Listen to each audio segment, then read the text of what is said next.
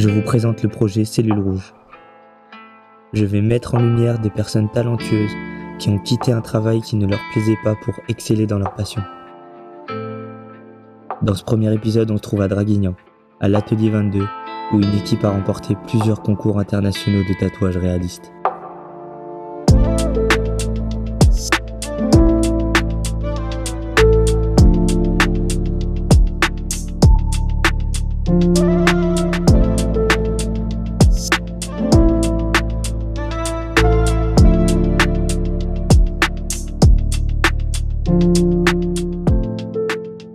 Ma scolarité, donc du coup moi j'ai un bac commercial dans les produits frais. J'étais cool mais j'étais pas intéressé par l'école.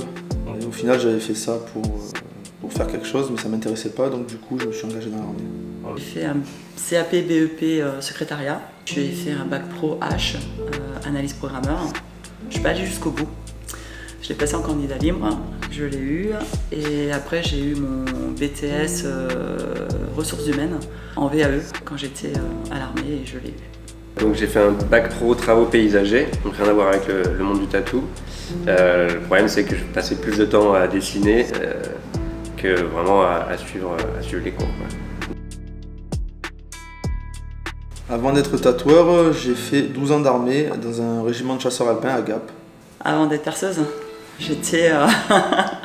Alors j'ai fait 18 ans militaire. J'ai quasiment fait ça toute ma vie, ça fait maintenant 12 ans que je tatoue. J'ai juste fait pendant à peu près 2 ans de la création de jardin en rapport avec mon diplôme.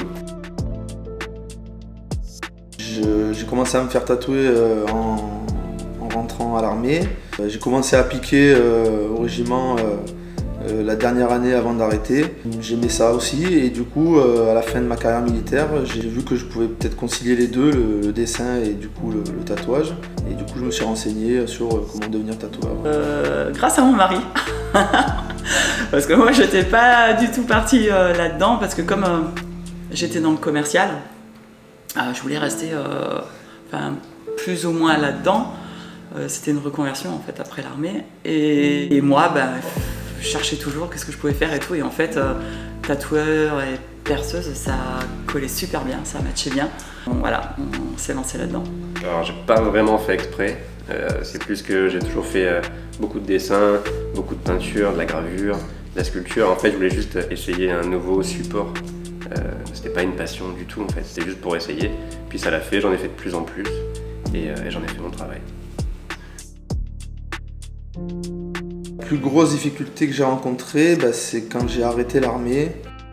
Du coup j'ai eu une année très compliquée, personnellement, psychologiquement aussi. C'était l'année charnière en fait pour aussi devenir tatoueur. Je compose avec mes problèmes personnels et mon nouveau métier. La plus grosse difficulté pour se lancer à son compte en fait. Ça a été dur parce qu'on a fait 18 ans d'armée, on a été très encadrés pendant 18 ans, donc c'était vraiment une nouveauté. Il a fallu faire son business plan, se lancer dans la création d'une société, donc ça a été le plus dur. J'ai pas vraiment eu de difficultés, ça s'est assez bien passé tout de suite. C'était une suite logique par rapport au fait que j'ai toujours fait du dessin, ou j'ai toujours été là-dedans. J'ai rapidement eu le soutien et la confiance de mes clients, et donc ça s'est très bien passé, quoi. Ma plus belle victoire du coup c'est de réussir à rentrer dans le monde du tatouage, parce que c'est un monde qui est assez difficile et complexe. Je suis assez fier de m'être fait une place dans ce monde-là. Donc la plus grande victoire, ça a été l'ouverture de notre propre salon de tatouage, donc notre société en même temps. Et la plus belle, je dirais que c'est le fait de s'être retrouvés tous les trois ensemble dans ce salon avec Louis et mon mari. Ça c'est la plus belle.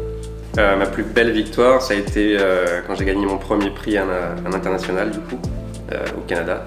Je suis allé avec Manu, mon collègue de boulot du coup, et là-bas j'ai gagné du coup mon premier sponsor à ce moment-là.